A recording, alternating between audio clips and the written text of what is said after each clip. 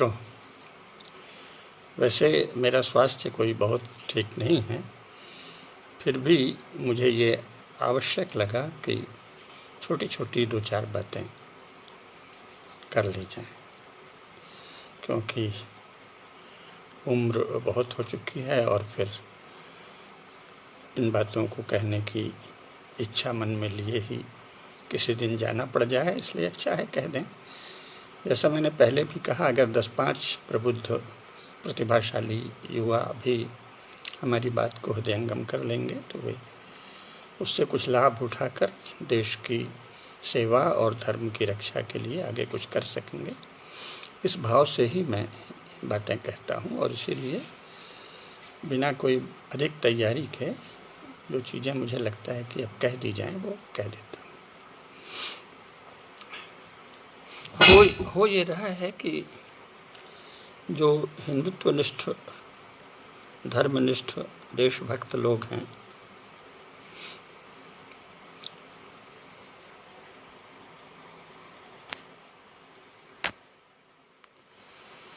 वे राष्ट्रीय स्वयंसेवक संघ को देशभक्ति का एक बहुत बड़ा संगठन मानकर उससे बहुत सारी अपेक्षाएं करते हैं और फिर निराश भी हो जाते हैं। श्रृंगारी जी प्रणाम, स्वागत है।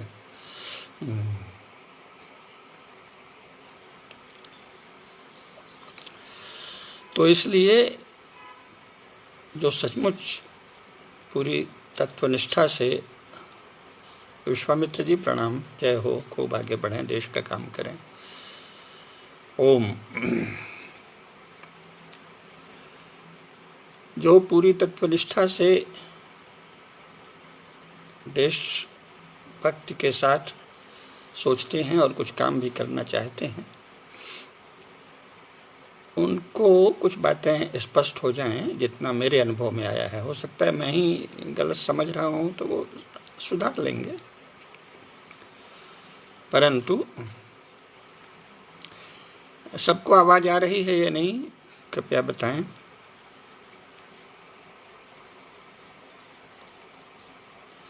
क्या मेरी आवाज आ रही है?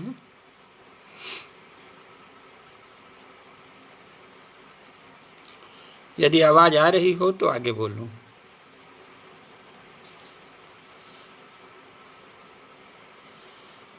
आवाज आ रही है क्या? ठीक है, तो मैं बात को आगे बढ़ाता हूं। तो राष्ट्रीय स्वयंसेवक संघ के प्रति जिनको बहुत अधिक श्रद्धा है, साथ ही बड़ी संवेदना से उन्होंने उसमें आशाएं केंद्रित कर रखी हैं, वे कई बार निराश होते हैं। तो ये निराशा न हो इसलिए मैं कुछ बात कहना आवश्यक समझता हूँ। कोई भी संस्था हो, ये जो हिंदू समाज है ये तो विशाल महासागर है ना, इसकी बहुत सारी तरंगें हैं। कोई प्रबल तरंग है, कोई साधारण तरंग है, कोई शक्तिशाली तरंग है, कोई कमजोर तरंग है। तो राष्ट्रीय स्वयंसेवक संघ भी हिंदुत्व के महासागर की एक विशाल तरंग है, एक सशक्त तरंग है। तो हमें प्रत्येक संस्था, प्रत्येक तरंग के स्वभाव और प्रकृति को जानना चाहिए। राष्ट्रीय स्वयंसेवक संघ का निर्माण परम देशभक्त और क्रांतिकारी डॉक्टर केशव बलिराम हेडगेवार, परम पूज्य आद्य सरसंघ चालक जी ने इसलिए किया था कि उन्हें लगता था कि विशेषकर मुसलमानों के विरुद्ध हिंदू समाज जगह जगह उतना संगठित नहीं है जितना चाहिए, और कई बार वह दंगाइयों के द्वारा मार खा जाता है क्योंकि वह किसी संभ्रम में या भ्रम में रह जाता है। और उन्होंने यह भी माना, मीनाक्षी जी नमस्कार, आइए, उन्होंने यह भी अनुभव किया कि राष्ट्र भावना कई बार थोड़ी मंद हो जाती है, तो हमें उस राष्ट्र भावना को प्रदीप्त करने के लिए कार्य करना है। प्रारंभ में युवकों से किया, काफ़ी समय बाद जाके राष्ट्रीय विकास समिति भी बनी है, लेकिन अभी अपन राष्ट्रीय स्वयंसेवक संघ से ही बात शुरू करें। तो राष्ट्रीय स्वयंसेवक संघ का लक्ष्य है राष्ट्रभक्ति और ध्येय निष्ठा के संस्कार अपने संपर्क में आने वाले लोगों के भीतर जगाना और जिनमें पहले से वे संस्कार जगे हुए हैं उन्हें सुदृढ़ करना बहुत स्पष्ट था। तो ये संस्कार हैं और केवल इन्हें जगाना है या सुदृढ़ करना है, ऐसा क्यों लगा? क्योंकि तब तक यानी 1925 ईस्वी में भारत में जगह जगह हमारे श्रेष्ठ धर्म केंद्र थे। परंपरागत शिक्षा के भी बहुत से केंद्र बचे थे, यद्यपि अंग्रेजी ढंग की शिक्षा आधे से अधिक भारत में तेजी से फैल रही थी, पर अंग्रेजों की भी ये हिम्मत नहीं थी कि वे हिंदू धर्म की खुली निंदा शुरू कर दें और कहीं हिंदू धर्म की शिक्षा दी जा रही हो तो उसे प्रतिबंधित करने का दुस्साहस अंग्रेज नहीं कर सकते थे। तो संस्कार के केंद्र सारे देश में सक्रिय हैं। हमको तो नए युवकों में जो आधुनिक शिक्षा पद्धति से जा रहे हैं उनमें ये चेतना जगा देनी है कि भाई हमें अपने धर्म को जानना है, धर्म के अनुसार जीवन जीना है और इस राष्ट्र को हिंदू राष्ट्र बनाना है। अगर इस दृष्टि से देखें तो राष्ट्रीय स्वयंसेवक संघ अपने लक्ष्य में पूर्णतः सफल रहा है। आज देश में लगभग 1 करोड़ ऐसे लोग तो अवश्य ही हो गए हैं जो भारत को हिंदू राष्ट्र देखना चाहते हैं, जिनमें हिंदू राष्ट्र की प्रचंड भावना है और जो चाहते हैं कि ये जो भारत राष्ट्र है ये सनातन धर्म में प्रतिष्ठित रहे और परम वैभव को प्राप्त करे, विश्व में अपनी वह भूमिका निभाए जो महाकाल के फलक पर अधिकांश समय निभाता रहा है। कभी कभी इसमें संकोच आ गया था, तो वह जो प्रवाह है अविरल प्रवाह, भागीरथी गंगा की तरह चेतना गंगा का जो अविरल प्रवाह है, जो युगों युगों से बहता आया अविरल प्रवाह है, वह फिर से उन्मुक्त रूप से प्रवाहित हो, ऐसी भावना और ऐसा संकल्प लिए हुए स्वयंसेवकों की विशाल संख्या आज भारतवर्ष में है। अतः राष्ट्रीय स्वयंसेवक संघ अपने मूल लक्ष्य में पूर्णतः सफल रहा है। तब लक्ष्य प्राप्ति के बाद क्या करें? तो लक्ष्य प्राप्ति के बाद चूंकि लक्ष्य ऐसा नहीं है कि बस एक बार प्राप्त हो गया तो सदा के लिए स्थायी रहेगा, क्योंकि प्रत्येक हिंदू जानता है कि यह संसार जो है वो भव सागर है, ocean of being and becoming है, निरंतर बन रहा है। भव यानी हो रहा, हर क्षण एक अर्थ में बन रहा है और इसका कुछ न कुछ अंश हर क्षण बिगड़ रहा है, ऐसा ये भवसागर है। तो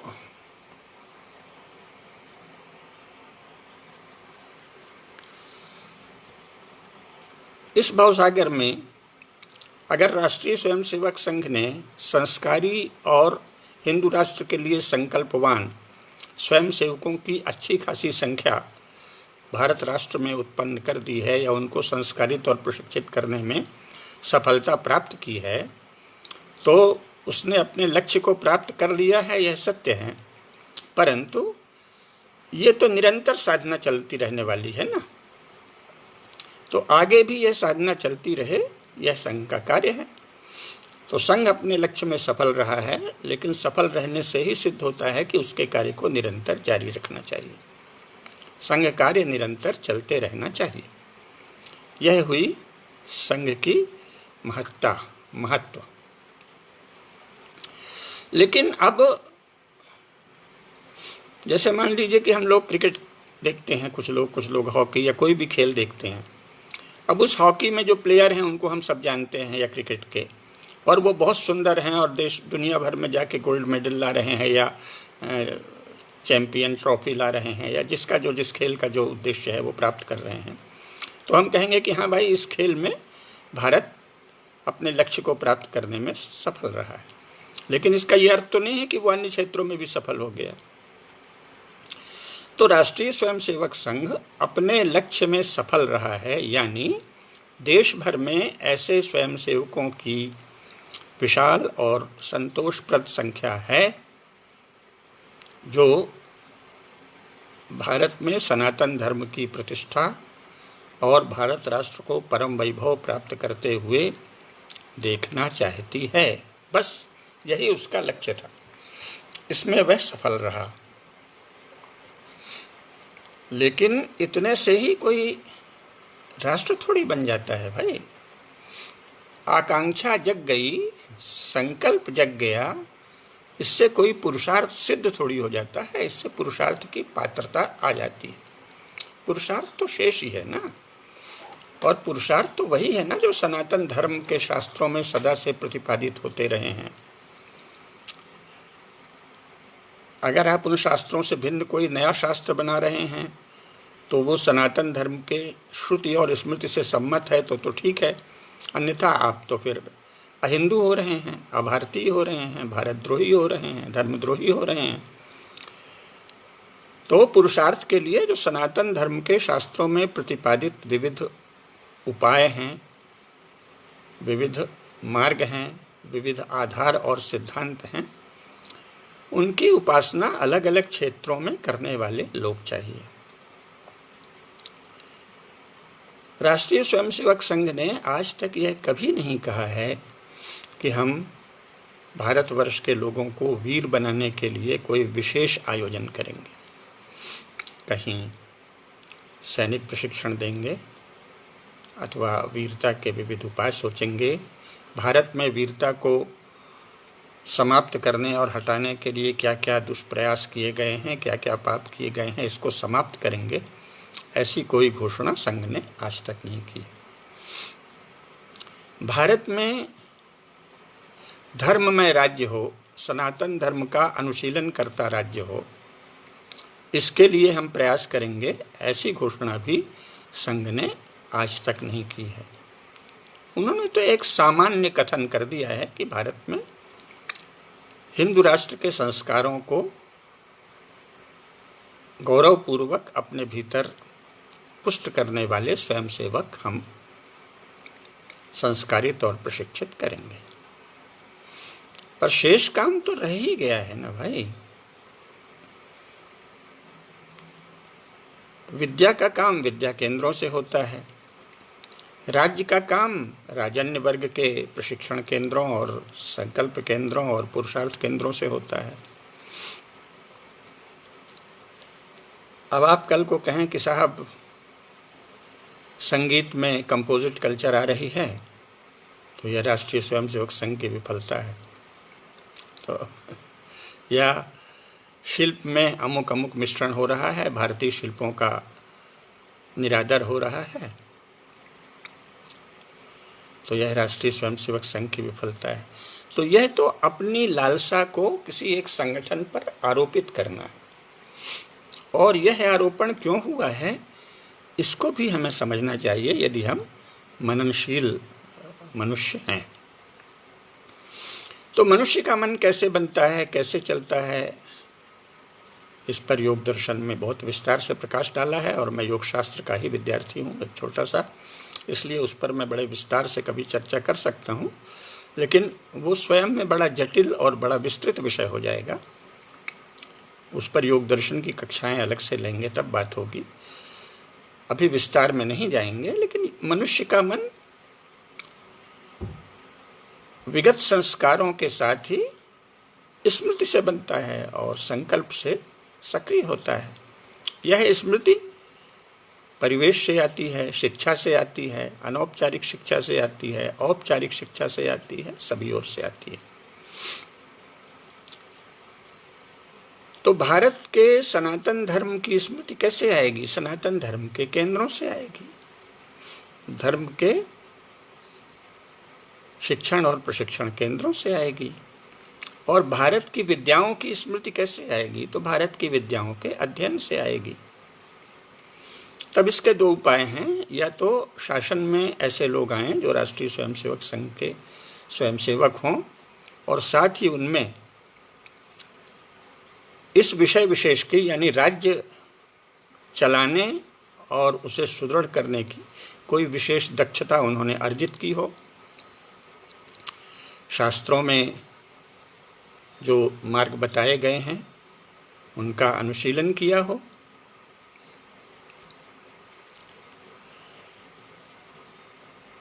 यानी राज्य के अर्जन और सुदृढ़ीकरण तथा संचालन के विषय में अगर किसी स्वयंसेवक ने विशेष ज्ञान अर्जित किया है और विशेष कौशल अर्जित किया है और विशेष दक्षता के साथ उस पूरी प्रविधि को जाना है, तभी तो वो सनातन धर्म के अनुसार राज्य चलाएगा।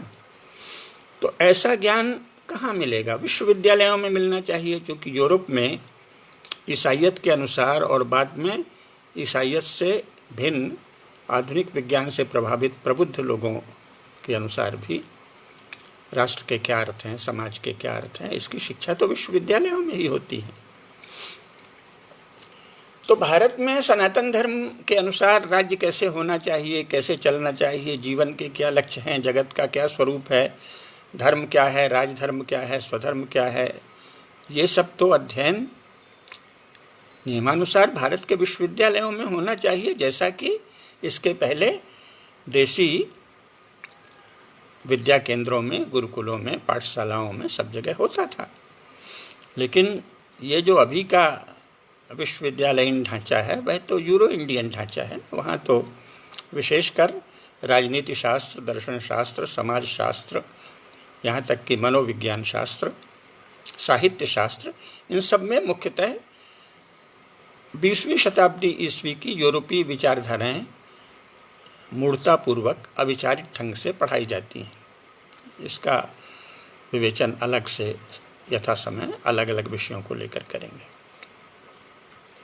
मैंने कल एक पुस्तक की चर्चा की थी, उसमें बहुत अच्छे से आधुनिक यूरोपीय विचारों का विश्लेषण किया गया है और केवल आप उसे ही ध्यान से पढ़ लें, लेकिन उसे हमारे जैसे किसी जानकार की सहायता से अगर पढ़ेंगे तो देख लेंगे कि भारत में मार्क्सवाद के नाम से जो चलता है उसका मार्क्सवाद से कोई रिश्ता नहीं है। भारत में उत्तर आधुनिकतावाद के नाम से जो चलता है उसका उत्तर आधुनिकतावाद, यूरोप के उत्तर आधुनिकतावाद से कोई संबंध नहीं है। एक विशाल अज्ञान और तमस और मूर्खता की पराकाष्ठा जिन्हें ह्यूमैनिटीज़ कहते हैं, भारत के उन विश्वविद्यालयों में है। और राष्ट्रीय स्वयंसेवक संघ के बड़े बड़े पदाधिकारी, स्वयंसेवक और प्रचारक भी मूर्खता के इन्हीं केंद्रों से प्रशिक्षण लेकर निकलते हैं और साथ ही वे संघ में थोड़ा भारतीयता के संस्कार भी सीखते हैं, जैसे कि प्रार्थना की, नमस्ते सदा वत्सले मातृभूमे त्वया हिंदू भूमे सुखम वर्धितो हमारी। तो उससे भावना पुष्ट हुई, कुछ आत्मगौरव पुष्ट हुआ। कितना पुष्ट हुआ इस पर अलग से चर्चा करेंगे, क्योंकि भारत माता चिन्मय सत्ता हैं, यह बोध कम से कम संघ का अपने को स्वयंसेवक कहने वाले राजनेताओं के भाषण से कभी भी स्पष्ट नहीं होता। वो तो ऐसे बोलते हैं जैसे भारत माता कोई हमारी बड़ी सयानी सी बूढ़ी अम्मा है और हमको उसकी सेवा करनी है। तो ये तो नितांत अभारतीय और भौतिकतावादी धारणा हुई ना। अगर आप भारत माता को कोई वस्तुतः स्थूल भौतिक आकार वाली माता मानते हैं तो आप तो नास्तिक और पतित हैं ना, विकृत हैं। आपकी भारत माता तो एक बूढ़ी औरत है। इस संसार में जहाँ लोग कोई अल्लाह के उपासक हैं और बहुत ही प्रचंड संगठन बनाए हैं, कोई जोशुआ मसीह और उसके पिता के उपासक हैं, कोई कुछ और उपासक है, वहाँ आप एक बूढ़ी स्त्री को भारत माता कह के उसकी कल्पना करते हुए अगर उसकी उपासना कर रहे हैं तो आप तो हारे हुए व्यक्ति हैं, आपकी पराजय पूर्ण सुनिश्चित है। अगर आप भारत माता को दिव्य सत्ता मानते हैं, चिन्मय सत्ता मानते हैं, जगदम्बा का रूप विशेष मानते हैं, तब तो आप आतताई शक्तियों के सम्मुख खड़े होने की सामर्थ्य रखते हैं। अगर आप भारत माता को बूढ़ी स्त्री मानते हैं और हम भारत माता की सेवा करेंगे, अरे तुम क्या सेवा करोगे, तुम तो अपना जीवन धन निकलोगे कुछ सत्कर्म करके। वो तो केवल तुम्हारे शरीर का स्रोत थोड़ी है भारत माता, तुम्हारी चेतना, तुम्हारा ज्ञान, तुम्हारे पुरुषार्थ की शक्ति, तुम्हारी ऊर्जा, सभी का स्रोत है ना भारत माता। उनको तुम्हारी सेवा की कोई आवश्यकता नहीं है। मूर्ख, दुष्ट, नास्तिक, भारत माता को तेरी सेवा की कोई आवश्यकता नहीं है। तू भारत माता के लिए समर्पित भाव से स्वधर्म का पालन करके अपने जीवन को धन्य करेगा रे।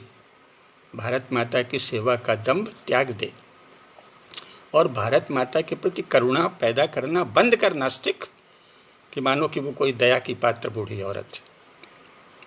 तो ये चीज़ जाननी चाहिए। तो ऐसे नास्तिकों के झुंड हमें भारतीय जनता पार्टी के उन नेताओं में दिखते हैं जो राष्ट्रीय स्वयंसेवक संघ की शाखाओं में गए हैं, वहाँ का प्रशिक्षण प्राप्त किया है।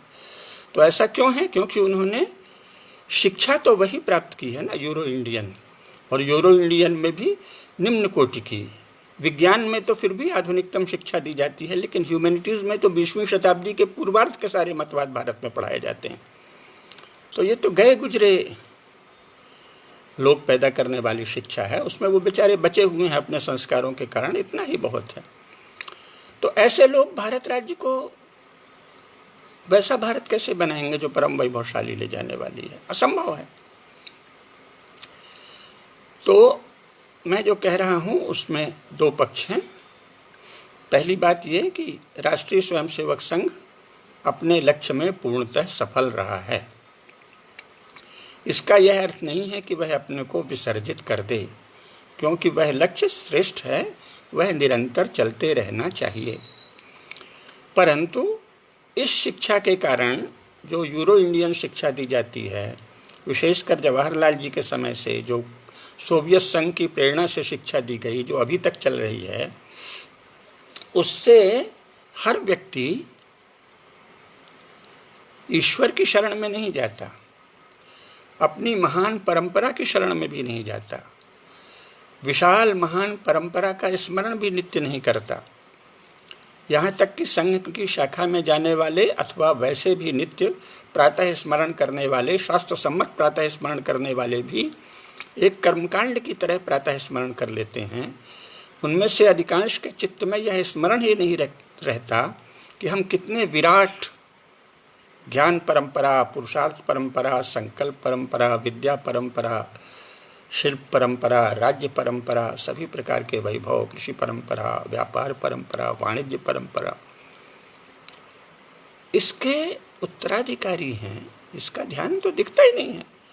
कर्मकांड की तरह पढ़ लिया, राजेंद्र चोल का भी स्मरण कर लिया, छत्रपति शिवाजी का भी स्मरण कर लिया, फिर लोकमान्य तिलक और वीर सावरकर का भी स्मरण कर लिया, और अंत में सब कर्मकांड करके अपने किसी छोटे से संगठन को ही भारत का भाग्य विधाता मान लिया। 130 करोड़ के में से कम 100 करोड़ हिंदू हैं, तो 100 करोड़ हिंदुओं के भाग्य का निर्धारण उन्हीं की तरह के 1 करोड़ लोग कैसे करेंगे? क्या बाकी के जो 129 करोड़ हैं उनमें ज्ञान नहीं है, बुद्धि नहीं है, निष्ठा नहीं है, क्या नहीं है? तो उनके प्रति विनम्रता आवश्यक है। ये मानना कि कोई राष्ट्रीय स्वयंसेवक संघ के लोग कम्युनिस्ट पार्टी की तरह संपूर्ण समाज का नियंत्रण करेंगे, ये तो संघ की मूल विचारधारा के विरुद्ध है। परम पूजनीय गुरु गोलवलकर जी ने विचार नवनीत में इस पर बड़े विस्तार से लिखा है, जिसका सार यह है कि अगर कोई भी यह समझेगा कि हमारे पंथ विशेष या समुदाय विशेष के विचारों के अनुसार हम इस समाज को चलाएंगे, तो हिंदू समाज उसे पूर्णतः अस्वीकार कर देगा, क्योंकि यह हिंदू प्रज्ञा के सर्वथा विपरीत है। ये विचार नवनीत में छपा है। इसलिए संघ के जो श्रेष्ठ और समर्पित लोग हैं वो तो कभी ऐसा निरर्थक विचार, मूर्खतापूर्ण विचार करेंगे ही नहीं। संपूर्ण समाज को संचालित थोड़ी करना है संघ को। संघ की क्या हैसियत है कि वो समाज को संचालित करेगा? जब वो सबको भारत माता के पुत्र पुत्रियां कहते हैं, तो मेरा भाई मुझे कैसे संचालित करेगा? मुझसे सलाह कर सकता है, मेरे साथ बैठ के कुछ योजना बना सकता है। संघ के 1 करोड़ लोग शेष 129 करोड़ लोगों के साथ बैठकर सलाह मशविरा करेंगे, संगठन बनाएंगे, तो अलग अलग कार्य क्षेत्रों के लिए अलग अलग संगठन बनाएंगे। अगर राज्य चलाना चाहेंगे तो जो राज्य धर्मनिष्ठ राज्य चलाने के इच्छुक लोग हैं उनसे संपर्क करेंगे, फिर जो उस विद्या के जानकार हैं, धर्मशास्त्रों के, राजधर्म के जानकार, उनका कोई बहुत बड़ा विद्या केंद्र होगा, वहाँ उसका चिंतन होगा, फिर वो सब मिल के करेंगे। इसमें संघ की भी एक भूमिका होगी। इस विशाल ज्ञान यज्ञ और कर्म यज्ञ में एक आहुति संघ भी डालेगा। 100 आहुतियाँ में एक आहुति राष्ट्रीय स्वयंसेवक संघ की होगी। यही तो संघ की मूल दृष्टि है। अगर कोई सोचने लगे कि मैं ही संपूर्ण यज्ञ हूँ, मैं ही इस यज्ञ का एकमात्र जजमान हूँ और मैं ही पुरोहित भी हूँ, तो वो तो मूर्ख और नास्तिक होगा ना। और संघ में ऐसे मूर्ख और नास्तिक लोग नहीं हैं। और आप जब संघ से ऐसी अपेक्षा करते हैं कि जैसे कम्युनिस्ट पार्टी से कम्युनिस्ट पार्टी के लोग करते हैं, तो मूर्ख तो आप हुए। संघ का ये काम नहीं है कि वो हर विषय में दायित्व ले ले कि हम ये करेंगे, वो उसका कार्य ही नहीं है। और अगर वो दायित्व ले ले तो पहले उसे कई वर्षों तक साधना करनी होगी। दायित्व ले ले तो बहुत खुशी होगी हमें, लेकिन फिर जैसे राष्ट्रीय स्वयंसेवक संघ ने आज तक संगठन की साधना की है, समाज में लोगों को कैसे जोड़ना, बचपन से कैसे जोड़ना, बड़ों को कैसे जोड़ना, राष्ट्र जीवन के अलग अलग क्षेत्रों से लोगों को कैसे जोड़ना, शिक्षकों को कैसे जोड़ना, किसानों को कैसे जोड़ना, श्रमिकों को कैसे जोड़ना, विद्यार्थियों को कैसे जोड़ना, कलाकारों को कैसे जोड़ना, इन सब विषयों पे बहुत मेहनत की है।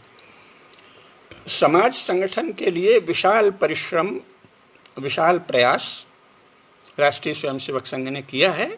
उसी के बल पर इतना बड़ा संगठन खड़ा हुआ है। केवल इच्छा मात्र से तो नहीं फलित हुआ है, पुरुषार्थ किया है। तो अगर कल को संघ अगर तय भी कर लेता है कि हम राष्ट्र जीवन के प्रत्येक क्षेत्र को नियंत्रित और प्रभावित करेंगे, तो उसे उतना ही पुरुषार्थ वहाँ भी करना पड़ेगा ना। विद्या का, राज्य संबंधी विद्या का, फिर राज्य संचालन, दोनों अलग है। राज्य संबंधी शास्त्र या विद्या अलग है, राज्य संचालन संबंधी व्यवस्था का तंत्र अलग है। दोनों की साधना करनी पड़ेगी। ऐसी कोई साधना का केंद्र संघ ने तो बनाया नहीं। सारे केंद्र तो यूरो इंडियन ही बने हुए हैं। इसलिए हमें संघ से यह अपेक्षा क्यों करनी। मेरे घर में केले का फल है, बहुत सुंदर है, पूजा में वो केला काम आता है, मैं उसे स्वाद से खाता भी हूँ। लेकिन उसी केले के फल के पास मैं बार बार जाऊँ, केले के पेड़ के पास, कि भाई अब आम दे दो, देखिए अब तो बड़ा आम का मौसम आया है, आम दीजिए, हे कदली वृक्ष, आपको हम प्रणाम करते हैं। फिर हम कल को कहें जरा खट्टे चीज़ों का मन है, जरा इमली दे दीजिए, फिर अचार चिरौंजी दे दीजिए, तेंदू दे दीजिए, महुआ दे दीजिए, तो वो तो नहीं देगा। केले के फल से केवल केला मिलेगा। राष्ट्रीय स्वयंसेवक संघ समाज संगठन रूपी केले का एक सुंदर वृक्ष है और वो समाज संगठन रूपी केले के फल दे रहा है।